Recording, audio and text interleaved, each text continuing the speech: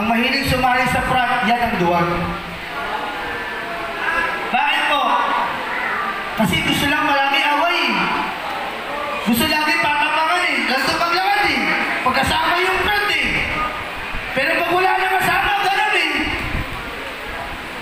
Pero alam niyo po, yung people makinig, kung may magsasabi sa inyo, Brad, huwag kang mag-droga.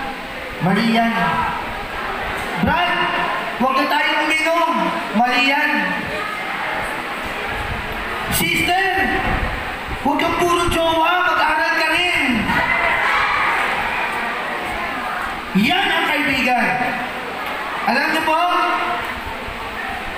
sa aming church, lahat kayo gusto namin i-welcome.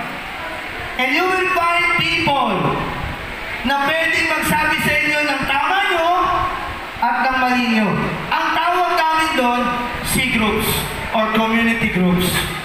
We are inviting you to attend our youth jam sa Novaliches every Saturday and Sunday afternoon.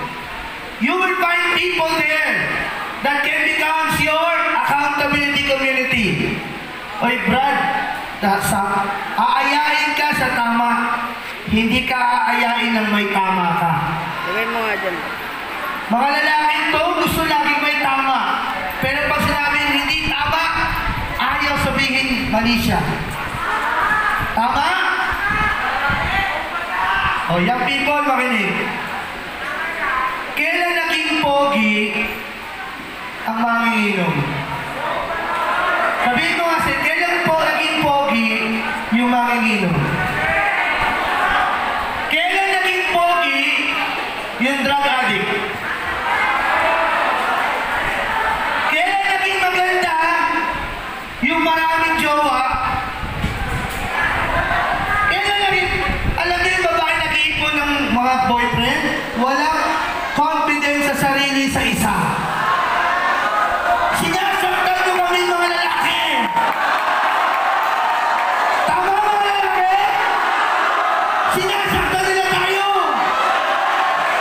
Kaya babae, mag-isip-isip ka. Kung ang boyfriend mo naman, laging ganito ang tanong sa'yo, sweetheart, mahal mo ba ako? Babae, makinig, babae. Makinig. Babae, makinig. Kapag ang boyfriend mo ang tanong, sweetheart, mahal mo ba ako? Patunayan mo nga. Babae, makinig. Sasabihin ko sa inyo, mga babae. Mga babae, makinig. Sasabihin ko sa inyo, may regalo ang Diyos sa mga babae. Ang tawag doon, virginity. Mga babae, hindi pang regalo ang virginity. Mga babae ngayon, New Year's Day, Valentine's, birthday, Labor Day. Mga babae tingin. Babae tingin. Kapag yan ang gusto ng hinayupang mong boyfriend, iwanan mo na yan. Lolokohin ka lang yan. Bakit po, babae? Makinig, yung virginity mo, binibigay lang yan sa tamang lalaki. Eh, sino magsasabi sa inyo yan? Kapag may accountability community ka, sasabihin niya kung tama ba o mali yung relasyon mo. Kaya kung gusto mong maitama buhay mo, magkaroon ka ng accountability community. We are willing to welcome you sa church namin. Pagbaba natin, i-message lang po ako, Ron Luis Soliman, sir, saan po yung church nyo? I will be willing to answer you one by one. Willing na ako mag-unfriend ng 600 na friends ko para lang i-accommodate kayo. I am willing to be your accountability group. And lastly, join a family of believers. Kung naniwala ka na si Kristo tagapagligtas mo, sama ka doon sa family of believer. Every Sunday, sa church namin, sa Novaliches, 10 o'clock to 11:30, may worship service po kami doon. You're all willing to attend. And you are all welcome sa aming church. Huwag po kayong mahiya. Pastor, saan po yung church nyo? Naka-short lang po kami. Okay lang yan. Simula lang yan. Willing po kami tanggapin po kayo.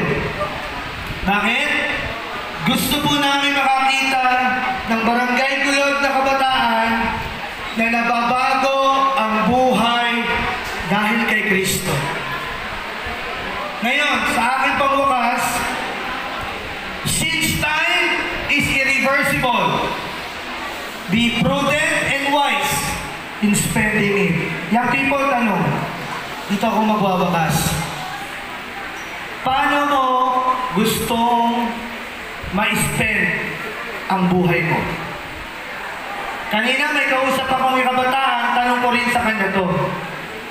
Paano mo gustong ilagi ang buhay mo sa mundong ito? Gusto mo bang lagi kang lasing?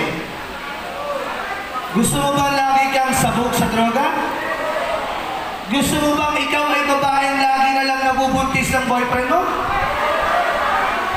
Gusto mo bang ikaw ay lalaki na niloloko ka ng Diablo na sinasabing lalaki ka pero nasa babaeng katawan ka?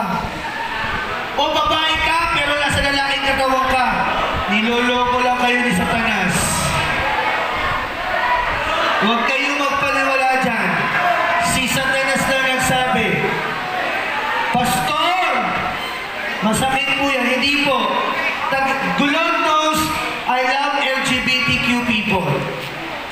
But I'm telling you this, dalawa lang ang nilikha ng Diyos. Lalaki, babae.